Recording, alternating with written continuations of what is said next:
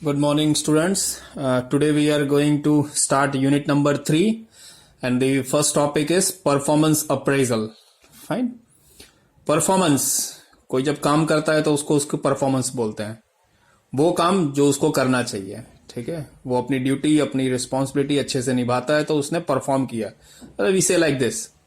A similar fashion, employee is also performing into the company, but हर एक employ एक समान perform नहीं करता. कोई ज्यादा काम करता है, कोई कम काम करता है. Everybody has different types of characteristics, capacity and strength.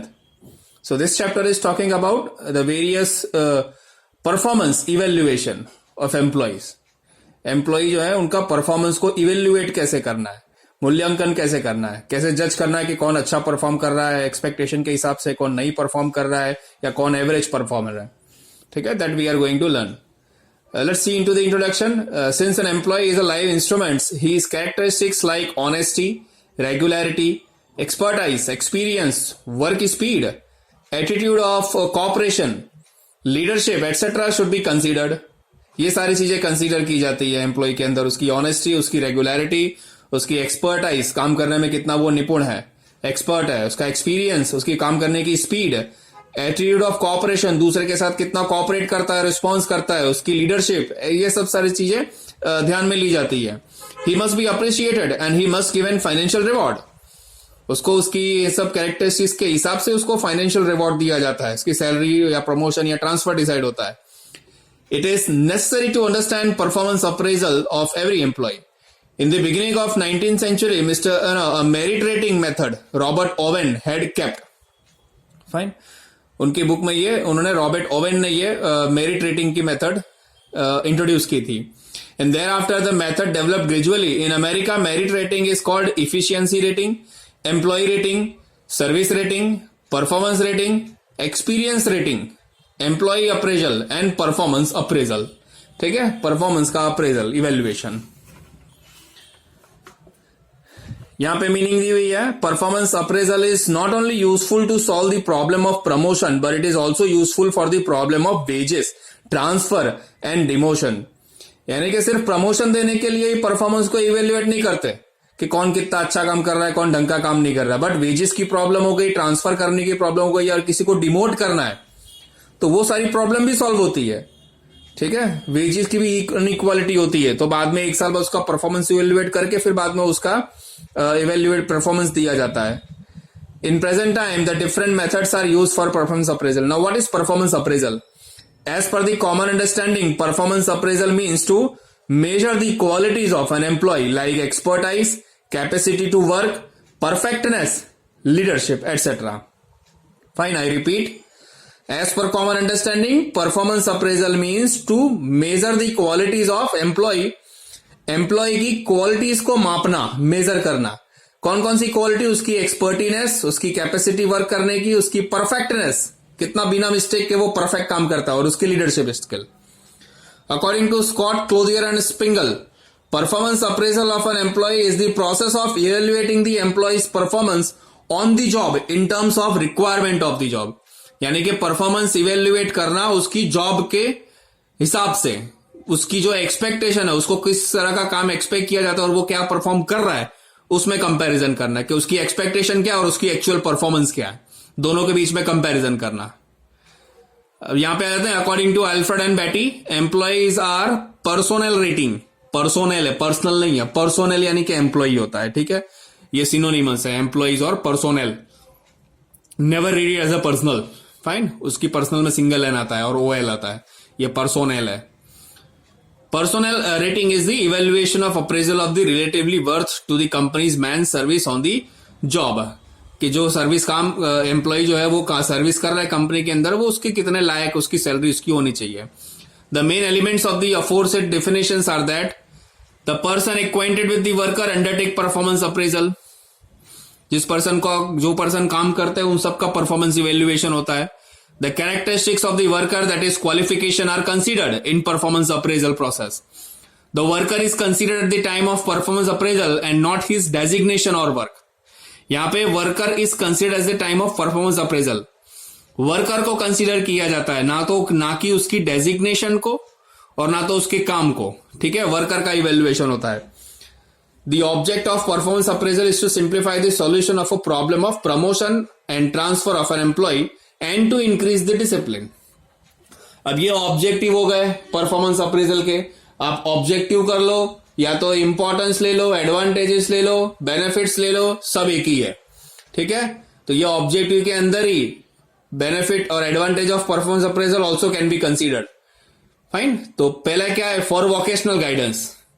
Vocational guidance देने के लिए when employee is selected for the job it is called selection for a job, but when the guidance is given for which job an employee is suitable after considering his qualification it is called vocational guidance. Fine. तो vocational guidance के पहले जब employ को अपने काम पे रखते हैं तो ठीक है, वो काम करता है, लेकिन उसको गाइडेंस उसके हिसाब से दिया जाता है जब उसका क्या बोलते हैं, क्वालिफिकेशन को हम कंसीडर करते हैं, उसकी स्किल एबिलिटी को कंसीडर करते हैं. तो ये उसके परफॉर्मेंस से ही पता चलता है कि उसके में क्या क्वालिफिकेशन है और क्या स्किल है, फिर हम उसको वोकेशनल गाइडेंस देते हैं. It can be given through performance appraisal. Second, for promotion and transfer. तो ये सबसे बेसिक बेनिफिट है कि प्रमोशन का अगर हमको सॉल्व करना है, इतने सारे लोग काम करते हैं, उसमें से किसी एक को ही हम लोग ऊंची डेजिग्नेशन पे प्रमोट कर सकते हैं. तो जाहिर सी बात है जो ज्यादा अच्छा परफॉर्म करेगा अपने उसी को ही प्रमोट करेंगे. और ट्रांसफर, फाइन, तो जो आप एक्सपेक्टेशन के हिसाब से परफॉर्म नहीं कर पा रहा हो उसको दूसरी ब्रांच में ट्रांसफर भी कर देते हैं. तो परफॉर्मेंस इवेल्युएशन प्रमोशन और ट्रांसफर के लिए भी होता है. फॉर इफेक्टिव ट्रेनिंग, तो परफॉर्मेंस इवेल्युएशन से ही, रिपोर्ट से ही हमको पता चलता है कि कौन सा एम्प्लॉय जो है वो ठीक से परफॉर्म नहीं कर रहा या एक्सपेक्टेशन के हिसाब से परफॉर्म नहीं कर रहा, तो उसको हम लोग क्या देते हैं, ट्रेनिंग देते हैं. फाइन. फिर ट्रेनिंग देने के लिए भी परफॉर्मेंस अप्रेजल चाहिए. Fair wages. फेयर वेजेस के लिए इट इज जनरल और a common thinking that equal wages should be paid for the similar work, but on the other side it is also fact that the working knowledge, work speed and other qualification of every worker are not equal. Fair wage system decide करने के लिए कभी कभी क्या होता है, employ जो काम करते हैं उनको मन में ऐसी फीलिंग आती है कि भाई वो ज्यादा काम कर रहा है तो मतलब उसको कम पगार देती है, और ये कम काम कर रहा है तो इसको ज्यादा पगार मिल रही है. तो ये परफॉर्मेंस इवेल्युएट जब करता है ना साल के एंड में, then and only we can find out that which employee should be supposed to be given more wages. Fine. Fifth one, cooperation and coordination. The method of job evaluation takes into account the job and not the employee. In fact, an employee is a live instrument of production. He should be appreciated. The cooperation can be obtained after appreciating him through performance appraisal. The cooperation is a precondition for coordination. Cooperation जो है वो pre condition होती है coordination की, एक दूसरे को cooperate करना और कोऑर्डिनेट होना, ये भी परफॉर्मेंस अप्रेजल में होता है.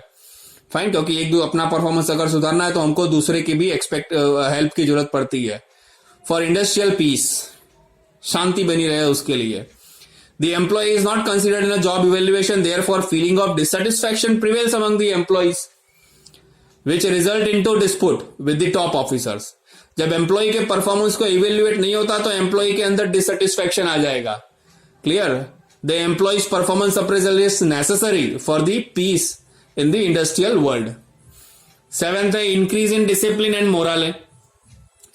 इंडस्ट्री के अंदर डिसिप्लिन जो है वो इंक्रीज होगा और मोरल भी लोगों का हाई रहेगा, क्योंकि जो मेहनत करते हैं, काम करते हैं, उनको ये पहले से ही पता रहेगा कि उनकी मेहनत का फल उनको मिलेगा. The company will consider their hard work and increase their salary. So employee will work in discipline and the morale will be very high. 8वां है to increase productivity. The job evaluation method makes the work easier by considering the difficulties experienced during the work in advance. It is true, but since that work is to be completed by an employee, physical atmosphere of factory, safety schemes, working condition, etc. should be considered. Fine. So if the employee is aware of that their evaluation, their performance is being evaluated, then they will increase their productivity. वो company की नजरों में आने के लिए या फिर अपना अच्छा परफॉर्मेंस दिखाने के लिए वो ज्यादा प्रोडक्टिविटी करेंगे, ज्यादा हार्डवर्क करेंगे, ज्यादा मेहनत करेंगे. 9th one, to reduce the labour turnover rate. अब जब आपके काम का इवेल्युएट होगा तो अल्टीमेटली आप कभी दूसरी कंपनी में छोड़ के नहीं जाओगे.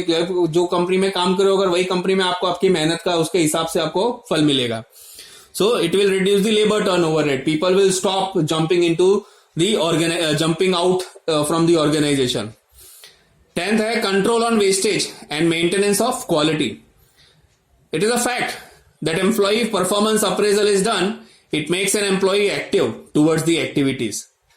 ये फैक्ट है, जब आपको पता चलेगा कि आपको ऊपर सीसीटीवी कैमरा लगा हुआ है, आपका वर्क इवेल्युएट हो रहा है, आपको देख रहा है, तो अल्टीमेटली आप मिस्टेक करना बंद हो जाओगे और हमेशा एक्टिव रहोगे।